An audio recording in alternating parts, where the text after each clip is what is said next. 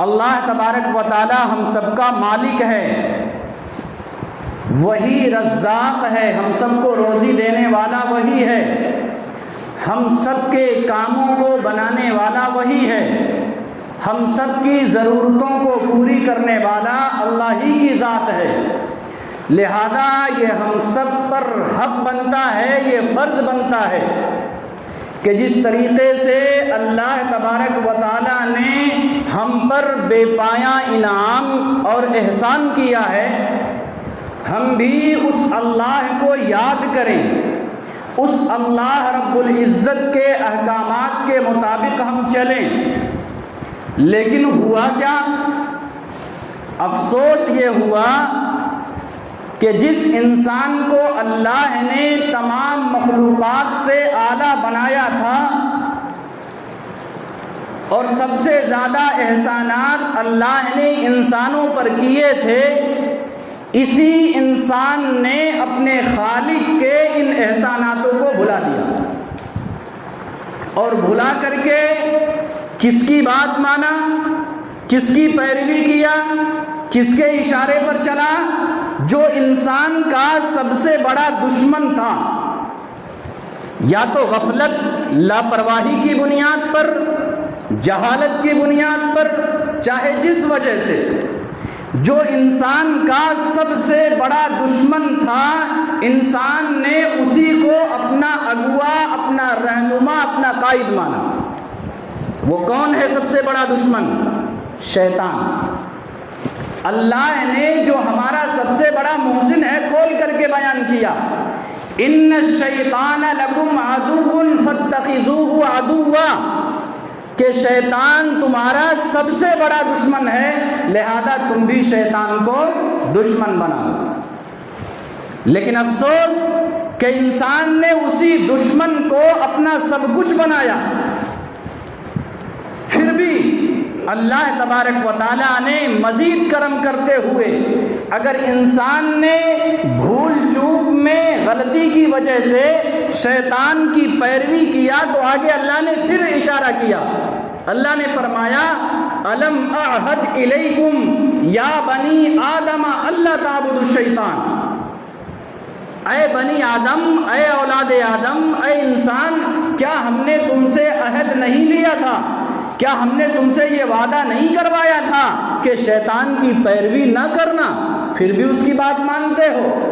کتنا بڑا محسن اللہ ہے۔ ایک تو اللہ کے احسانات اس قدر تھے کہ ہمیں اللہ کی بغاوت کرنی ہی نہیں چاہیے۔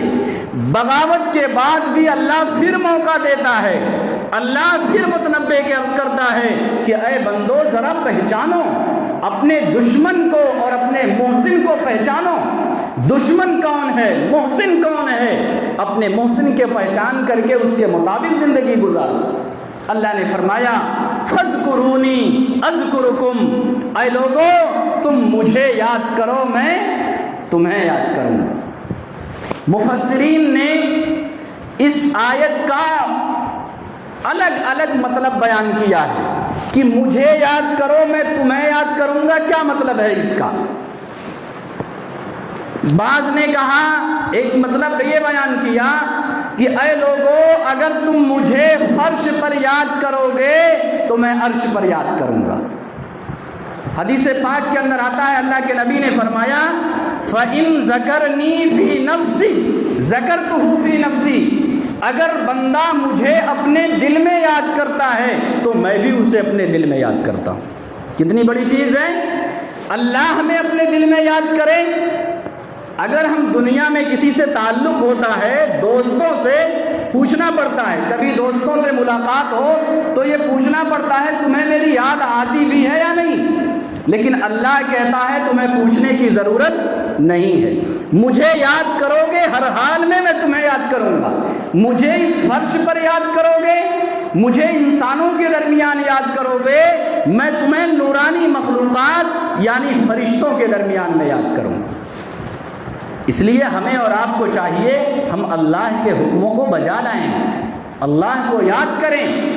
ایک دوسرا مفہوم علماء نے لکھا ہے فَاذْكُرُونِي أَذْكُرُكُمْ، اے لوگو اگر معصیت کے موقع پر، اگر گناہ کے موقع پر تم مجھے یاد کرو گے تو مصیبت کے موقع پر میں تمہیں یاد کروں گا۔ کیا مطلب ہے؟ کبھی کوئی ایسا موقع سامنے آیا گناہ کا، گناہ کے اسباب ہیں، گناہ کا داعیہ تمہارے دل میں پیدا ہوا، تم مجھے یاد کر کے اس گناہ سے بچ گئے، تو یاد رکھو تمہیں کوئی مصیبت آئے گی تو میں بھی تمہیں یاد کروں گا اور تمہیں مصیبت سے بچاؤں گا۔ ہمیں مسائل، پریشانیاں ہمیں دن بدن ہمارے ساتھ لگی ہوئی ہیں اور ہم چاہتے ہیں کہ یہ مسائل ہم سے دور رہیں۔ اللہ نے حل بتایا کہ گناہوں کے موقع پر مجھے یاد کیا کرو۔ حضرت یوسف علیہ السلام کیا کیا تھا؟ حضرت یوسف علیہ السلام نے، یہ ہمارے لیے عبرت ہے، عبرت کا مقام ہے کہ جب عزیز مصر کی بیوی نے گناہ کی طرف دعوت دی تھی، کیا کہا تھا؟ آؤ، پھسلایا تھا، وراودته التي هو في بيتها، وہی عورت جو عزیز مصر کے گھر میں رہتی تھی بیوی بن کر کے، اسی نے پھسلایا۔ قرآن کا انداز دیکھیے عزیز طلبہ، قرآن کا انداز دیکھیں کہ وہ گنہگار عورت، نافرمان عورت اپنی طرف گناہوں کی دعوت دے رہی ہے، لیکن قرآن نے نام نہیں لیا، نام نہیں لیا۔ کہنے لگ، قرآن کہتا ہے وہی عورت جو عزیز مصر کے گھر میں رہتی تھی، نام نہیں لیا، اس لیے کہ نام لے کر کے کسی کا تذکرہ کرنا برائی کے ساتھ، یہ کیا ہے؟ غیبت۔ اس صورت کو بھی قرآن نے پسند نہیں کیا۔ پتہ یہ چلا کہ ہم بھی کسی کی غیبت، کسی کی چغلخوری نہ کریں۔ قرآن نے پردہ ڈالا، اس کا نام نہیں لیا بلکہ اس پر پردہ ڈالا۔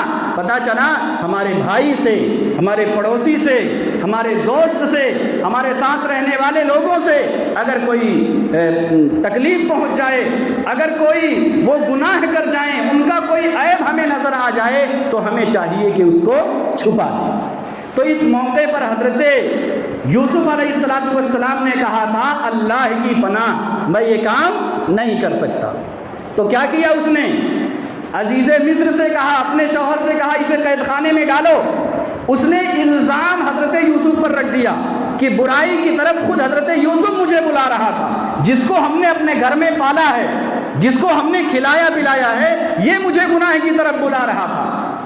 اب ظاہر سی بات ہے عزیز مصر بیوی کے کہنے پر جیل خانے میں ڈال دیا گیا۔ ایک بات یہاں یاد رکھیں، حضرت یوسف علیہ السلام کو اس کے کہنے پر جیل خانے میں ڈالا گیا۔ دنیا کی جو محبت ہوتی ہے، نفسانی جو محبت ہوتی ہے، اس میں خیر نہیں ہوتا۔ عزیز مصر کی بیوی نے حضرت یوسف سے محبت کی تھی کس بنیاد پر؟ نفسانی خواہشات کو پورا کرنے کے لیے۔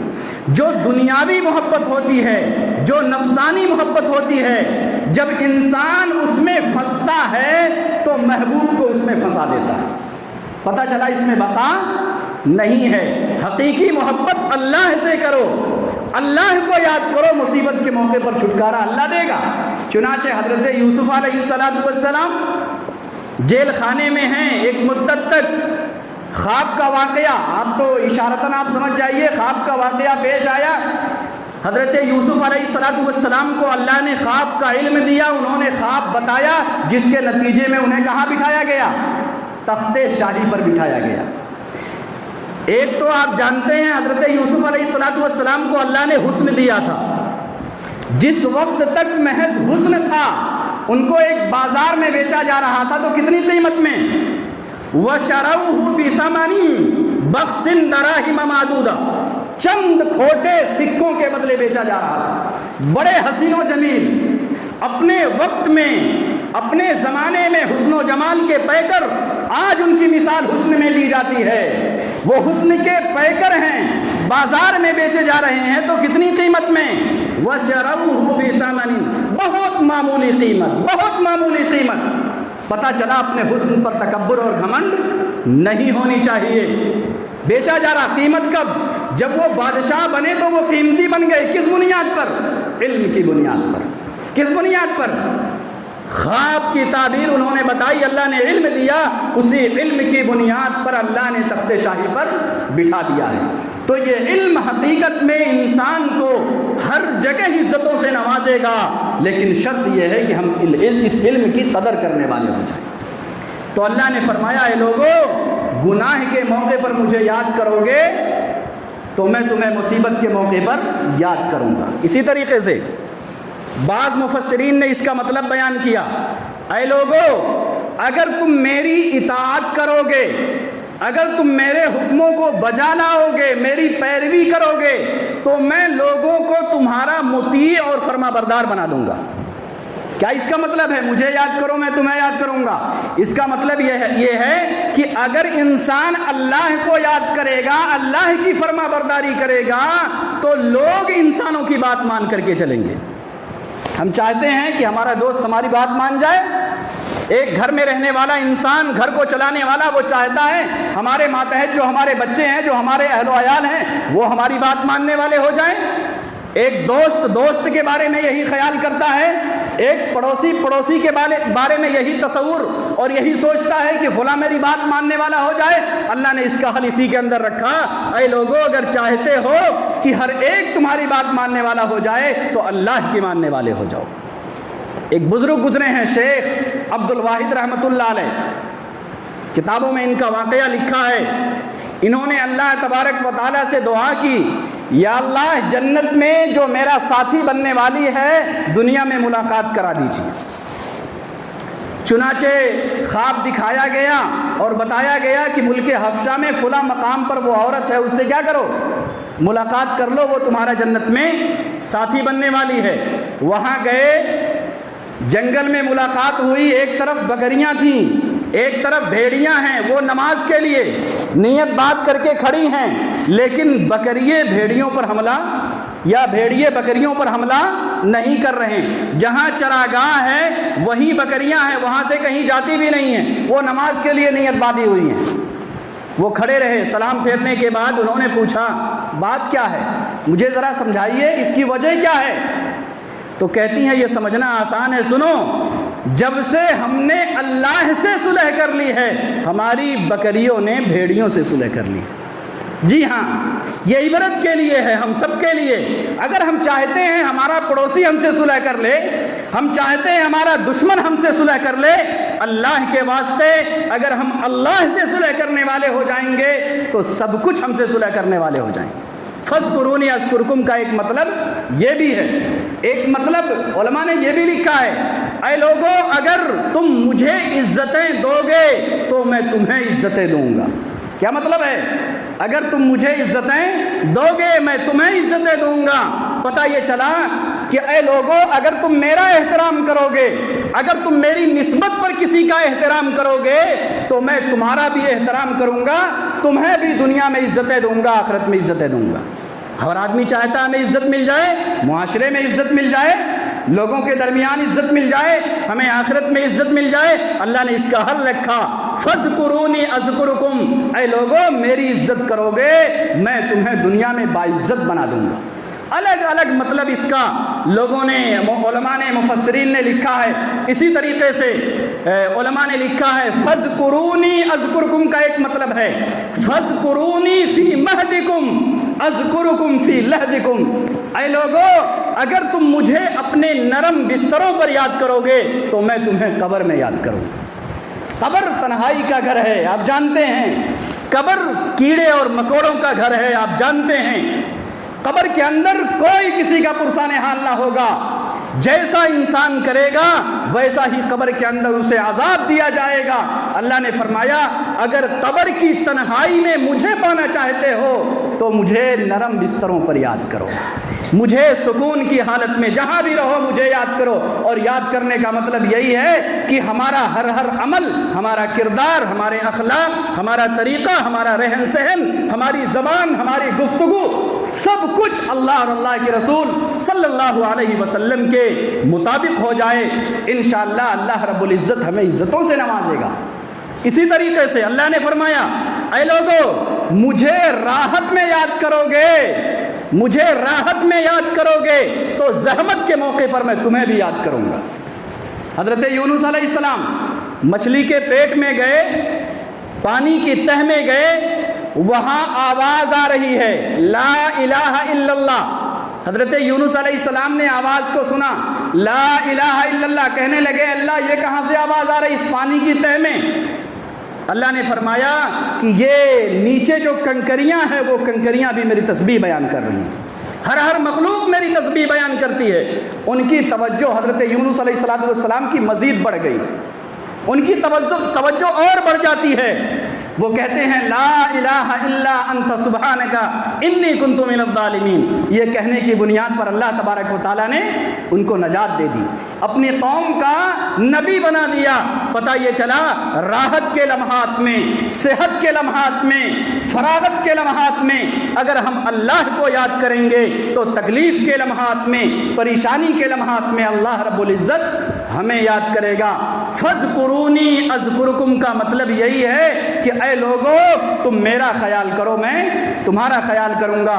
اللہ رب العزت سے دعا کریں اللہ تبارک و تعالی ہم سب کو سنت کے مطابق، شریعت کے مطابق، منشأ خداوندی کے مطابق اللہ تبارک و تعالی زندگی گزارنے والا بنائے۔ وآخر دعوانا الحمد للہ رب العالمین۔